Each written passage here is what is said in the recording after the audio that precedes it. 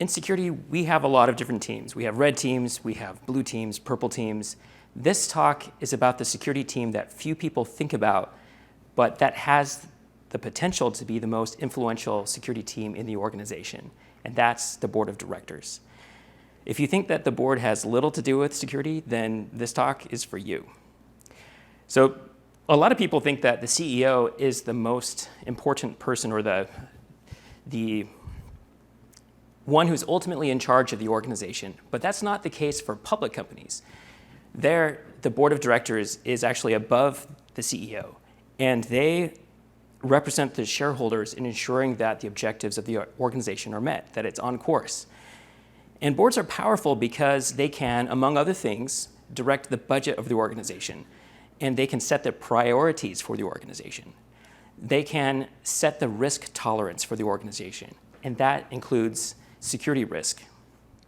And they can hire or fire the CEO, and by extension, the CISO. And so any one of these reasons makes the board a very powerful potential ally for the CISO. Historically, though, the board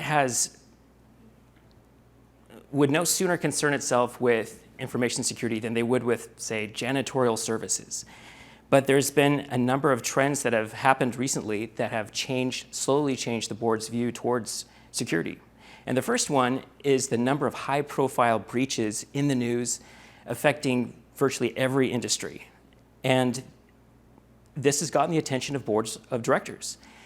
And it's clearer today than ever before that security is an enterprise risk, that security threats can put at risk the ability of a business to perform its business operations or even to stay in business. And the board's job is to oversee enterprise risk. So the second trend are an increasing number of regulations that strongly encourage boards or require boards to actively oversee security as part of their risk oversight function. So these two trends have literally brought the CISO into the boardroom, but unfortunately, in many cases, neither board directors nor CISOs are fully prepared for this moment. And this is for a few reasons. First, for boards, many still lack cybersecurity expertise. For example, a survey of over 500 board directors of public companies found that 40% of them thought that their boards didn't know enough about security to effectively provide oversight. Now, the second reason is that many CISOs still don't know how to effectively engage the board. And as evidence of this, in my conversations with the Gartner CISO Coalition and other practice groups, the topic of how should CISOs engage the board is of perennial interest. It's a very strong interest among CISOs to answer this question. And so given these knowledge gaps, the problem of how the CISO should engage with the board is one of the unsolved problems in security. And there's very little research in this area. And that's why myself and my colleagues are working to do research to understand how can the CISOs better engage their boards of directors. So the purpose of this talk is to share some highlights of what we've found so far in talking with board directors and CISOs and others, and talk about some of the problems that have surfaced and also about some of the solutions or suggestions that have worked and things that haven't worked. All right, so our method was an in-depth field study. We have so far interviewed over 32 board directors and CISOs and consultants who, first of all, work for public companies, for US-based companies, and consultants who specialize in supporting CISOs and boards of directors in security. And as you can imagine, this is kind of a difficult group to get access to. Their time is limited, it's valuable, but people have been very generous, and these interviews have lasted about an hour each. And so these aren't short opinion surveys, they're in-depth discussions. And so far, we have a lot of data. We have over 550 transcript pages from these interviews, and we've spent over 300 hours reading these line by line, analyzing them for interesting patterns. So for example, we go through this data, we code interesting findings, we see how they relate to patterns, and then also overarching themes. And the rest of this talk will be arranged around 3 overarching themes that I think are pretty impactful for CISOs. So the first one is that the CISO title doesn't necessarily grant credibility for the CISO with the board. And by credibility, I mean that the board doesn't necessarily see the CISO as a strategic partner. Sometimes a hire is lured in by higher salary or by a title, but that doesn't necessarily guarantee respect or influence in the organization. For many, security is still seen as the technical cleanup crew. They see the security team as the place where they should go to get no, because they're often told by security teams that they can't do certain things. And they see the CISO as Dr. No. And this is part of the perception that CISOs still need to fight against at the executive level and at the board level. And so some CISOs, after they're hired, may not be aware that they're brought in to satisfy regulatory requirements or to improve the company's public perception, rather than to be a true collaborator with the board. And so as a result, many board members or many CISOs find themselves outside of these quote unquote closed door meetings where strategic decisions are made and excluded from similar board meetings where high level discussions are made. So in other words, the board of directors is not necessarily going to roll out a red carpet for the CISO. Instead, the CISO will have to earn that by establishing their own credibility. But fortunately, the second theme that we found in our discussions is that credibility can be built over time through engagement with the board. So some CISOs may feel that they don't have opportunities to engage with the board, perhaps because they never report to the board, or maybe they're layered so far down in the organization that they just don't have the opportunity to engage, at least on a regular basis. Some may report to the board maybe 15 minutes on an annual basis, and that's just not enough to move the security program forward in organizations.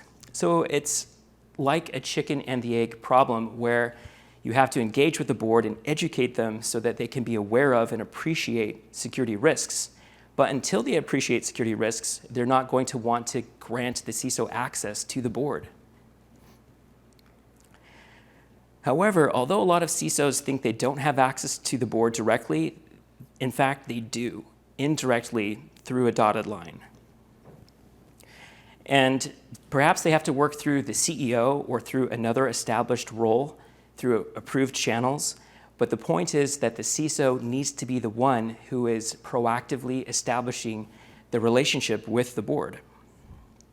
And this is really important because the board oversees enterprise risk, which includes security risk. The board can't do their job unless the CISO is actively engaging with them. So don't wait to be called on. Don't wait for your name to show up on the agenda. Instead, look for opportunities to engage the board. And we found in this data that there's a really interesting pattern of a virtuous cycle where through increased engagement, the board sees value in working with the CISO and gives the CISO more support, which leads to even more engagement with the CISO. So let me describe some of the tips that we saw in our data about how CISOs can engage the board and gain their credibility. So the first one is to negotiate access with the board going in. If you're a new hire, ask, will I have access to the board? Can I, through the CISO or some other designated role, can I proactively educate them and inform them about things we're doing and security events in the news that may impact the company?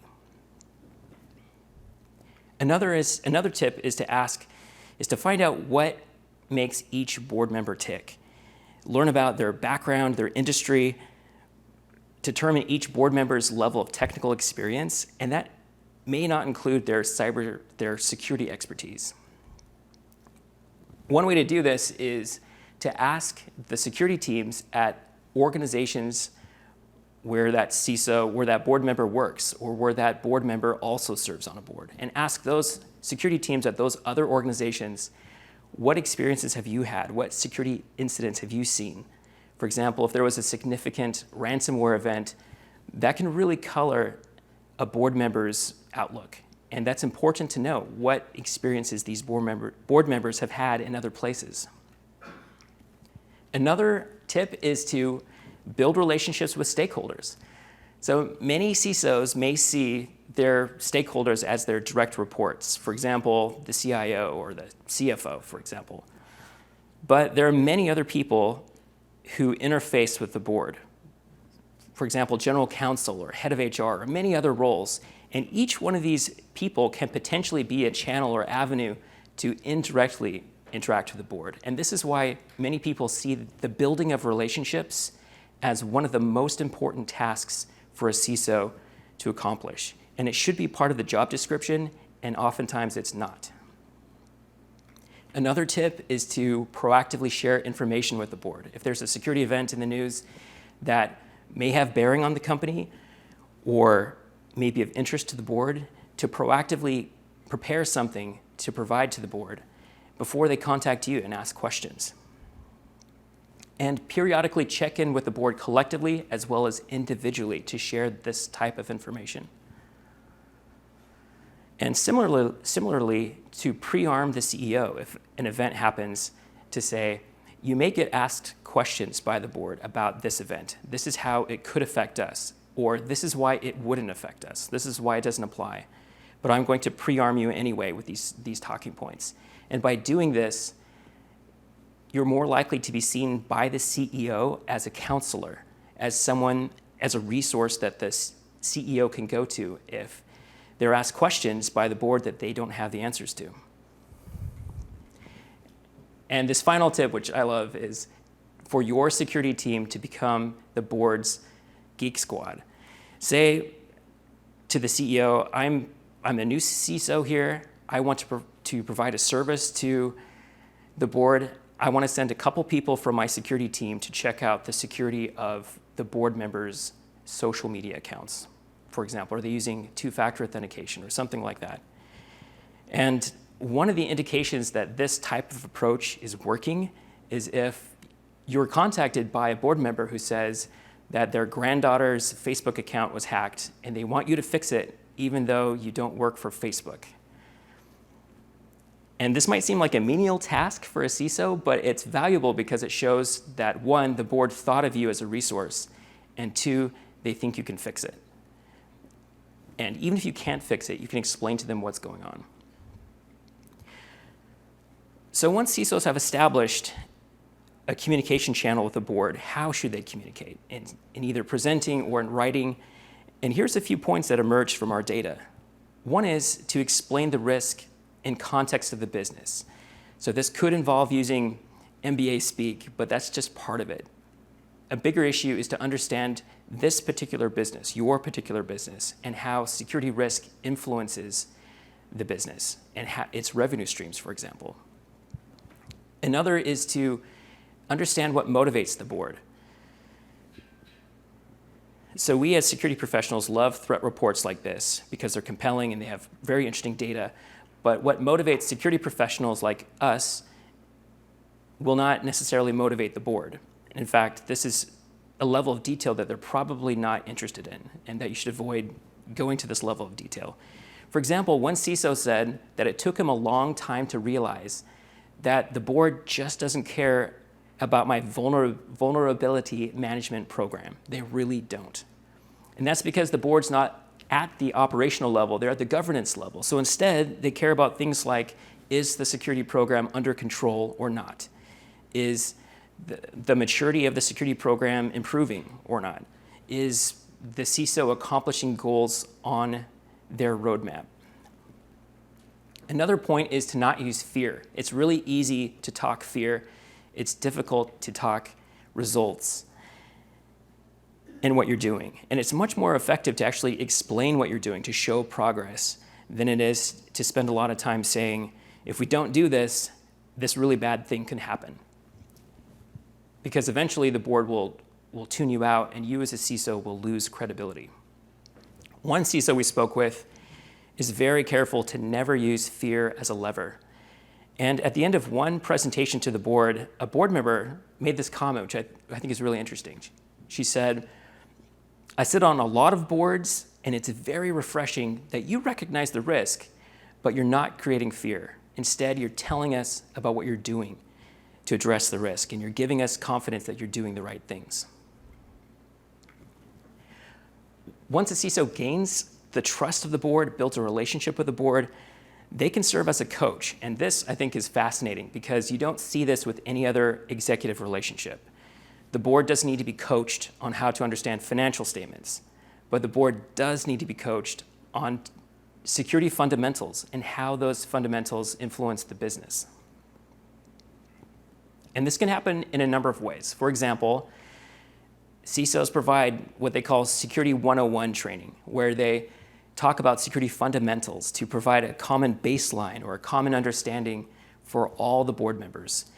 They may talk about security events that occur in the news and contextualize those events and explain how they may or may not relate to the business.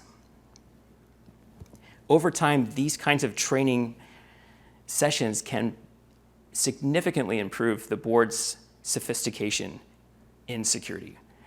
Whereas one CISO said in the beginning, it was a very elementary level of understanding. Now they ask me sophisticated questions. Another form of coaching is just to set realistic expectations. To say, for example, with a security maturity model, to say our organization actually should be a 3 and not a 5, and this is why. Or one CISO explained the NIST cybersecurity framework and said, this is what a good security program should look like. These types of things of helping boards understand what good is and what isn't. But the problem is that a lot of CISOs just aren't capable of performing this coaching role. And this can be for various reasons, but one typical one is that they're too technical and they can't translate security concepts into business impacts. And another is they just can't develop a rapport with the board. For example, one CISO explained why his predecessor was fired for this very reason. He said that the previous CISO was never able to connect with the board. They never gained the confidence of the board. And the reason why they didn't gain that is because they couldn't. They couldn't speak the business language. They spoke a technical language, and it created a barrier that this individual was never able to overcome. And even though the previous CISO was technically more accomplished and more experienced in cybersecurity than this current CISO is, that the board's not looking for that. They're looking for someone who understands business risk and can translate these security risks into terms that the board can appreciate and that can interact with and collaborate with the board. So the final theme I want to share with you is the power that comes when the board is engaged with a CISO. This can come in terms of raising the CISO's budget, the board directing this, to raising the attention from the C-suite, because executives see that the board is interested in cybersecurity, because they're being asked by the board about cybersecurity. Then suddenly the executives are meeting with the CISO more often, including the CEO. And they can importantly back up the CISO. So one CISO explained at this instance where the executive team wanted to roll out a product over significant concerns from the CISO, and the executive team just decided to accept the risk. The CISO presented this to the board, the same information, and he said that I never had the political capital to make executives address certain things, whereas the board looked at the same information and was able to say to the executive, we don't care about your release schedule, go fix the vulnerability. And this is the kind of power that CISOs can only dream of. This is the kind of support that CISOs need in organizations at critical times, and that's what the board can provide. So my main takeaways for you today is that the CISO title isn't enough, that regulatory pressure isn't enough to grant the CISO credibility with the board. That has to be gained over time through interaction. But that there is this way of developing credibility with the board through these micro engagements with the board, by working with them, by sharing information, and that over time the CISO can become a trusted partner of the board. And the third theme is that Boards can become an immense resource for the CISO. I've shown just a few examples of this, but there are many more where the board can provide a level of support that is not available anywhere else in the organization, including at the executive level. So this research is ongoing. There's lots that I haven't shared. If you'd like to know more about this, then please contact me in Slack or email or Twitter, and I'd be happy to share more information with you. And I'll just leave you with this point, and that is, in many organizations, the board is still an untapped resource in driving security in the organization from the top down. And the board needs your help as security professionals to help them realize their potential as the most powerful security team in the organization. Thanks.